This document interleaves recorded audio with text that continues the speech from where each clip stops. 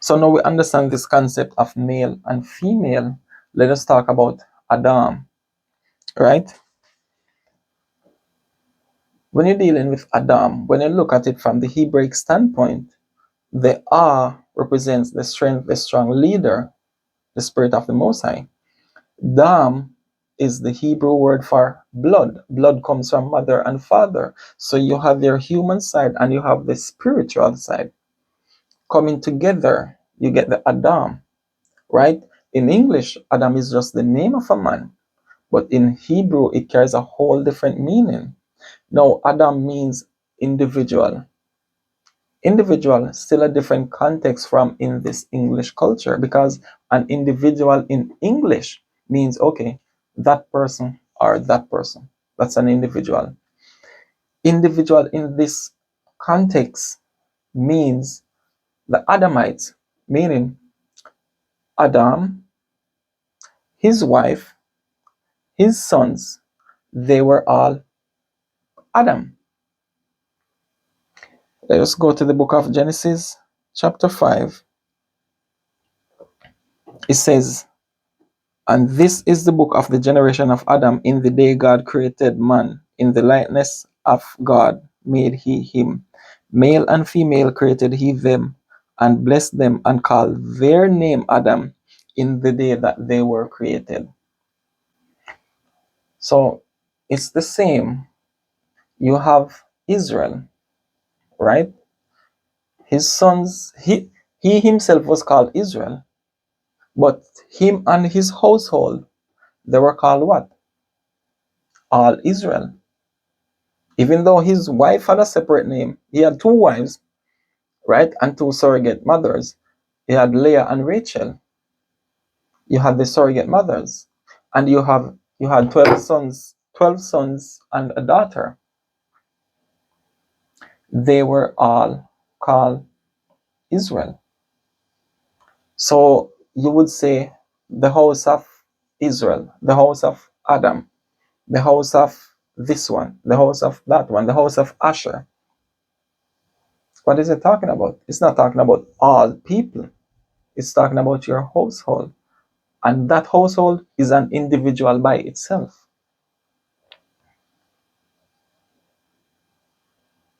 So the Adamites were not all the people on the face of the earth. It was the chosen people. So now that we have an understanding of male and female, we have an understanding of Adam, now we're going to deal with image. When you're dealing with image, let's go to Genesis chapter 1 again and verse 26. It says, "And God said, let us make man in our image, after our likeness," right? Resemblance. But you have physical resemblance and you have characteristics, right? Just like when you're doing this thing, just like this person, they say, oh, wow, that's you look just like that person. It's imagery, right? "And let them have dominion over the fish of the sea, and over the fowl of the air, and over the cattle, and over all the earth, and over every creeping thing that creepeth upon the earth." So God created man in his own image. In the image of God created he him, male and female created he them. Now let us go to the book of Genesis chapter 2 and verse 7. It says, "And the Lord God formed man of the dust of the ground, and breathed into his nostrils the breath of life, and man became a living soul." So what was it that Adam got? He got the wisdom and knowledge and understanding of the Most High, and that is what placed value upon man.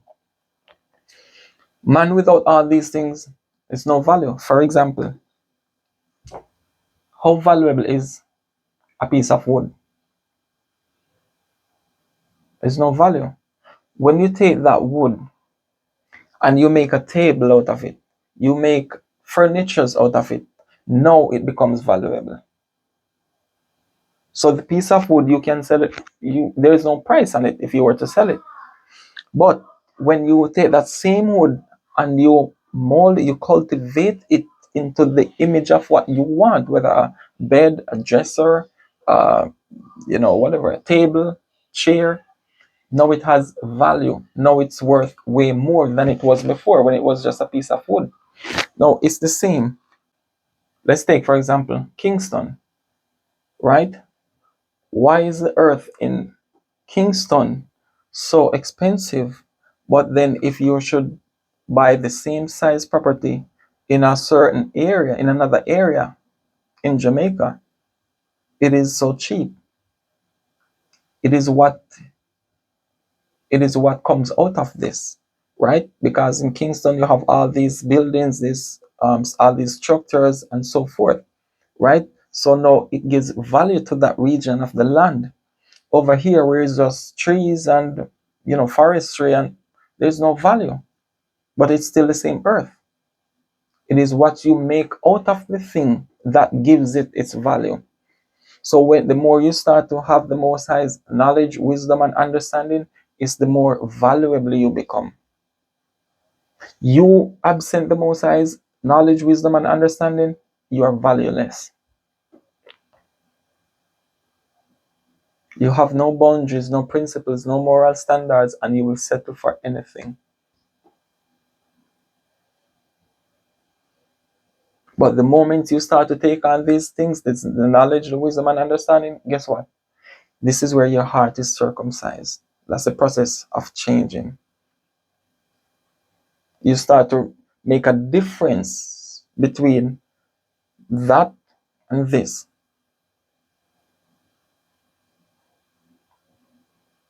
That's not worth it. This is worth it.